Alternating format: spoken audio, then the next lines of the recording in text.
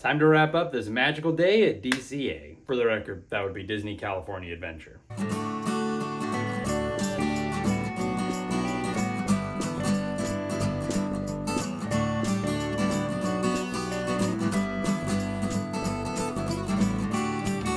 What's going on, everybody? I'm David, and this is our family small shop, Mickey and Mandy. We are Disney adults that create custom bags, screen printed shirts, and handmade home decor inspired by everybody's favorite magical theme parks and perfect for your next visit to the Disneyland Resort.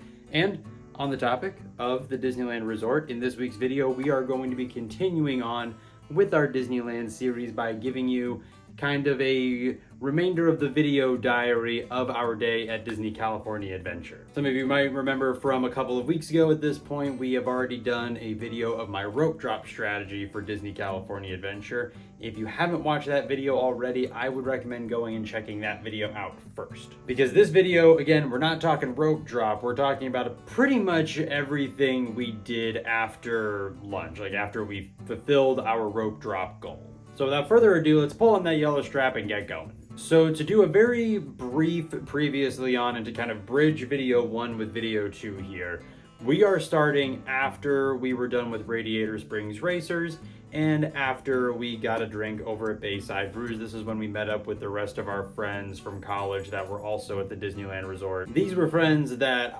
more power to them. What they did was they rope dropped Disneyland and they got a one-day park hopper so that way they could knock out some stuff at Disneyland and at Disney California Adventure. I am not personally brave enough to do that, but they did it.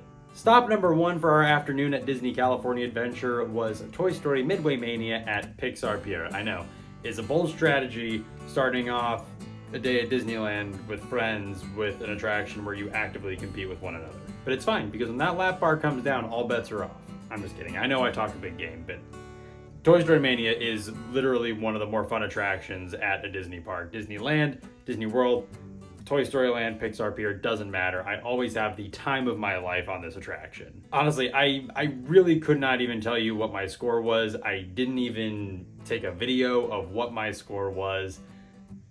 That's how much I just sort of turn my brain off and have fun on this attraction. I would like to tell you that I got best in vehicle, but I really don't know. But again, this is an attraction, it's fun as always. I absolutely love getting to see these Toy Story characters in this environment and having fun with them. I also appreciate that with this attraction, they do tend to do smaller updates every now and then to reflect what is new and recent in that Toy Story universe. Like when Toy Story 3 came out, they moved Ham and Buttercup into the Ham and Eggs game, but then they put Trixie and Rex in the Balloon Darts game. I think the fact that they update it every now and then, I think is really cool. Now, I will say I do like the Disney World queue for this attraction more than the Disneyland one. I just think it immerses you in that world a little bit better. I think it does a better job of really nailing down the point that you are being shrunken down to the size of a toy because you're already in Toy Story Land where you are a part of that story. This is just kind of a continuation. Whereas in Disneyland, it's just that same kind of coastal carnival sort of an environment. And this is an attraction that we wait about 15 minutes for, which is probably a personal best for Toy Story Mania.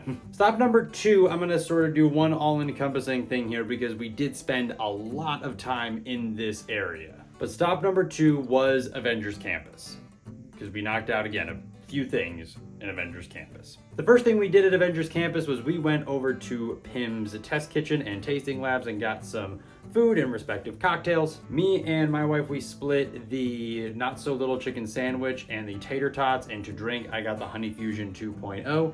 If you want my deeper thoughts on Pim's Test Kitchen and Taste Lab, I recommend checking out our Disney California Adventure Dining review video. I will have that tagged at the end of this video so that we can just jump right into that. But the first thing that we got to actually experience at Avengers Campus with this extended friend group was the Black Widow show underneath the Quinjet at Avengers Campus. From what I've been able to gather, they have a few different shows that kind of rotate in that way, and sometimes they'll do a different one depending on what characters are new, exciting, relevant in the MCU. But this one, I'll admit, it was kind of weird, kind of cool, kind of weird, because it was like Black Widow and Black Panther versus Taskmaster. So like Taskmaster was trying to steal something from the Avengers headquarters and like steal the Quinjet to make it a break for it, but Black Widow was fighting Taskmaster and their goons, but then Black Panther showed up and everything was okay, which probably means they were stealing vibranium. In any event, weird concept, but as a Marvel fan, super cool to see these two characters fighting Taskmaster. Not normally a trio of characters that I feel like we see all that often in Marvel media. The show itself, about 5 minutes in length, so it doesn't really eat up a whole lot of your day at Avengers Campus. You can stop, watch it, move right on to your next thing. Entertaining enough a show, solid fighting choreography. Our next stop in Avengers Campus was round 2 at Spider-Man Web Slingers. This is one that as a group we were able to get collective Lightning Lane reservations for, so we all got to do it together. I'm going to have my notebook for this one so I don't forget the score this time. Our final score was 784,700. Again, I have no way of knowing if that is even remotely good. I know that is passable on Buzz Lightyear Space Ranger spin, but considering the fact that we were more like in the 600s earlier that morning, I'll call that an improvement and a win. But again, since we had the Lightning Lane reservation, didn't wait all that long for it. If you want my further thoughts on Spider-Man Web Slingers, I recommend going and checking out our Disney California Adventure rope drop strategy video where I dig into a little bit more details on that. And on the topic of Spider-Man, we actually got off of Spider-Man Web Slingers and we were on our way to our next stop in California Adventure, and we happened upon the Spider-Man show. I would say I like this one more than the Quinjet show. It's a little bit shorter, coming in at about 3 minutes. I just think the story of the show flowed a little bit better because it's Spider-Man kind of running all these different tests. He's waving hi to everybody. It's just kind of Spider-Man hanging out and vibing. But then the showpiece of the show is, like the centerpiece of the show rather, is the swinging animatronic. So he goes off to the side, animatronic goes up and lands, and it very seamlessly transitions into a Spider-Man meet and greet. So after the show, Spider-Man comes down and he starts to, giving people high fives and hanging out, posing for pictures and things like that. So it just felt like it flowed a little bit better, that it made a little bit more sense, especially with it being right next door to Spider-Man Web Slingers. It just kind of felt like the whole story from when you enter Spider-Man Web Slingers, are on the attraction, seeing the show, going into the meet and greet, the whole thing just tracks. It's good storytelling. So I know that was a lot with stop number 2, but we are now moving on to stop number 3. Stop number 3 was Mike and Sully to the Rescue. It was an attraction we didn't wait all that long for. We waited about 5 minutes for this attraction. And honestly, in terms of attraction structure, it's a standard Disney dark ride that tells the story of one of its films. So you get into a Monstropolis cab and then you kind of just experience the story of Monsters, Inc. unfold before you. It picks up when Boo is loose in Monstropolis and Mike and Sully scoop her up. So you're in Monstropolis, everybody goes back to the factory, they're working to try and get her home. So yeah, just classic Disney dark ride mess around with Mike and Sully to the rescue. This particular attraction, I'm going to put a little bit of a disclaimer on it. If you've been following us for a little bit now, when I have talked about California Adventure and what my must-dos are for this, I have mentioned Mike and Sully to the Rescue, but again, there is a little bit of a disclaimer with this because we don't really know how much longer this attraction is going to be at California Adventure. It has been discussed at a couple of D23s now, has been heavily discussed on the Disney Parks side of TikTok, that Mike and Sully to the Rescue is going to be getting the boot, so that way Disney Imagineering can move into that chunk of Hollywood land and completely revamp it to a new Avatar land. I feel like this is something that we keep getting a little bit more information about it as the years go by, but we don't really have anything really super specific yet. Fingers crossed that we're going to get some more specific details on this at D23 this year, what with it being a proper D23. But that's a different video. Make sure you subscribe so that way you don't miss my D23 prediction and breakdowns. But getting back to Monsters, Inc., Mike and Sully to the Rescue, one last thing that I will say about it is that it's just generally cool to see Monsters, Inc., the story of Monsters, Inc. being represented in the Disney parks. I feel like it is a very popular Pixar movie that I'm surprised that this is the only Monsters Inc. thing that you'll find in a Disney park. Now, again, that also comes with a little bit of a disclaimer because, as I'm sure you all know, Disney's Hollywood Studios is going to be getting a complete Monsters Inc. land in the coming months, years, who knows. And again, not one that we have a whole lot of information on right now. We have some little windows into that, but that'll, again, getting ahead of myself, we'll make that a separate video. So yeah, if you're a fan of Monsters Inc., if you're a fan of classic Disney dark rides, definitely check this attraction out while you can. All right, so it's at this point in our afternoon at California Adventure where the group did split for just a little bit.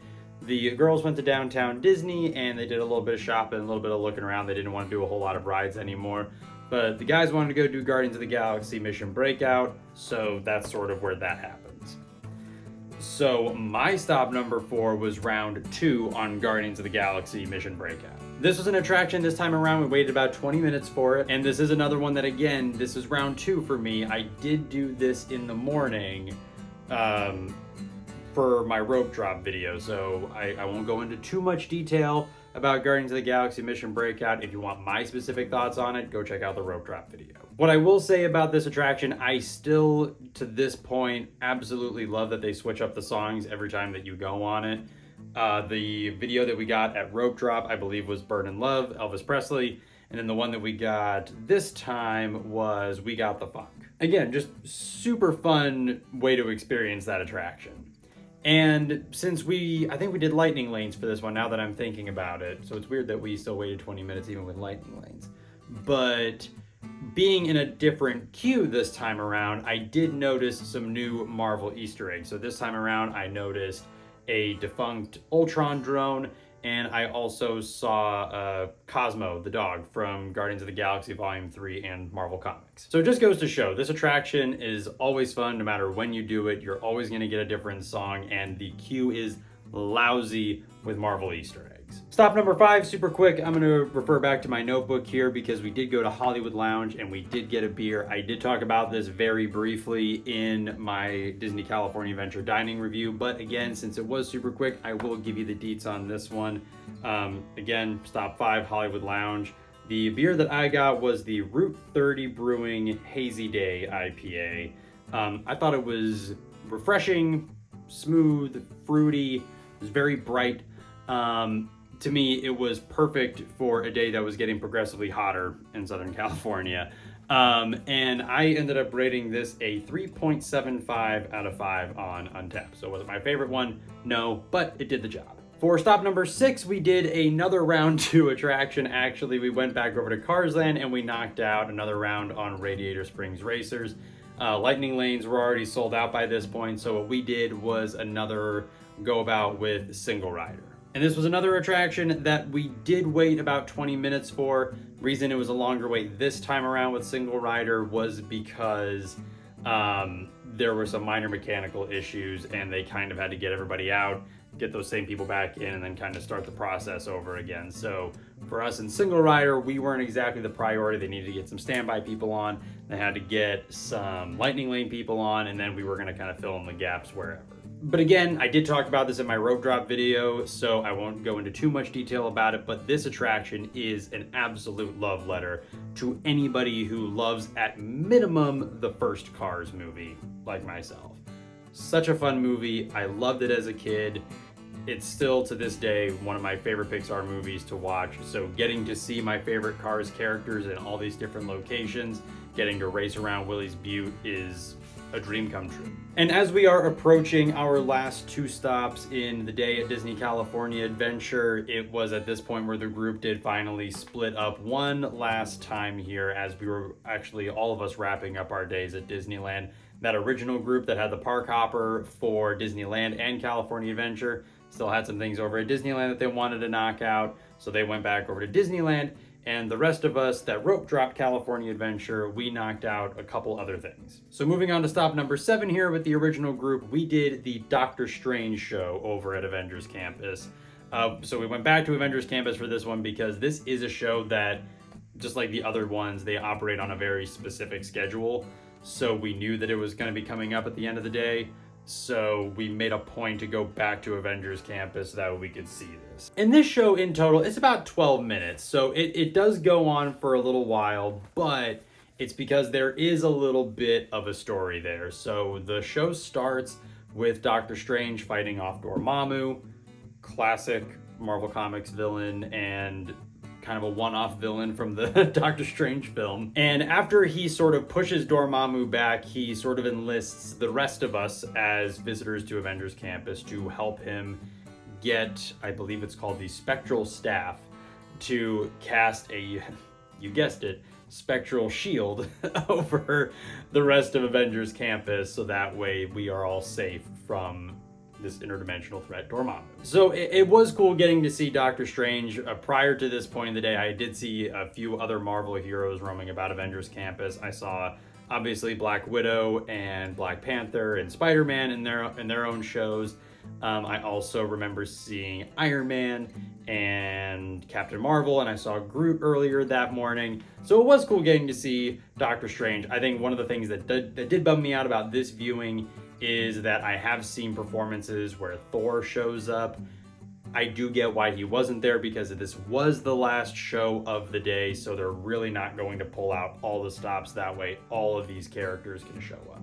But it was still fun. There was quality humor, solid audience participation. So yeah, although it was a 12-minute show, the fact that there was some pretty solid humor, the amount of times that Doctor Strange did pull the audience into the show, not literally, but call upon audience participation did kind of make it go a little bit faster, made it probably closer to the pace of the Black Widow show. And from what I've been able to gather, this show is actually not there anymore, because if I'm remembering my California Adventure geography right, I believe this show was seated kind of where they're going to be doing that construction where the new Stark flight ride is going to be going into Avengers Campus, and I think to another extent the queue for Avengers Infinity, I want to say Infinity Quest, but the other major e-ticket attraction that's coming to Avengers Campus is all going to be going back in that corner. So I think they shut down the Doctor Strange show for the time being, so that way they could sort of make room for everything else. So maybe we'll see Doctor Strange back again, but who's to say? And then our final stop during our day at Disney California Adventure was actually not at California Adventure, but it was still part of our day, so I'm going to give it a shout out. We did go to downtown Disney, and we went to Blue Ribbon Corn Dogs, and I got the giant mozzarella stick. It was all anybody was talking about on Disneyland TikTok, so I knew I absolutely had to have it. This is another one that I did talk about in my Disney California Adventure dining review videos, so you guessed it. I'm not going to go into too much detail, but what I will say is that it was absolutely worth the price of admission. It was delicious. The cheese pull was off the charts. But for more details on my thoughts on the flavor and everything like that, be sure you check out that Disney California Adventure dining review video. And then the absolute last thing that I did, this is sort of me coming clean to, honestly, my wife and my other friends that I rope dropped California Adventure with, is that I did have a little bit of a moment. So the shot that you see on the screen right here was sort of a moment that I had at the Disneyland gate right at the train station to Disneyland Park. After we were done at Blue Ribbon Corn Dogs, walking back to the tram to get back to our car, I told them, hey, I'll be right back. I just want to go get one more shot of the train station. Ran over to the gate, put my phone right up in between the bars of the gate there.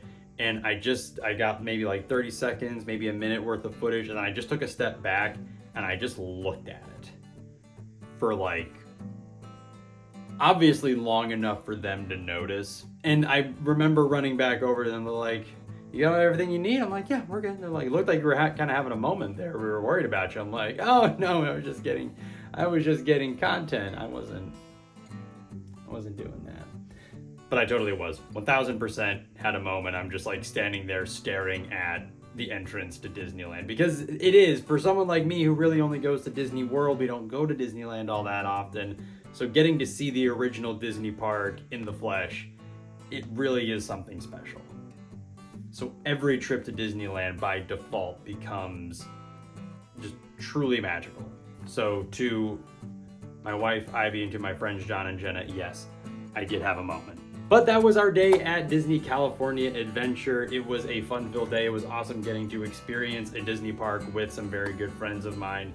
Let us know in the comments if you frequent Disney California Adventure. I feel like California Adventure is a Disney park that kind of gets slept on. So what is your favorite land, your favorite dining spot, your favorite attraction? What is your favorite at California Adventure? And while I've got you here, make sure if you haven't already that you like this video and subscribe so that we don't miss out on future Disney park content. We are also, again, a small shop, Mickey and Mandy, and we do the occasional behind the small shop video where we show off how we make some of the custom bags and screen printed shirts and the handmade home decor that you see on our small shop, so you don't want to miss out on that content. And be sure you follow us over on Instagram, TikTok, and Threads. This is where we post about our new products, and this is where we post about our sales and our weekly ready to ship drops. But as always, everybody, we thank you so much for watching and for hanging out with us, and we will see you real soon.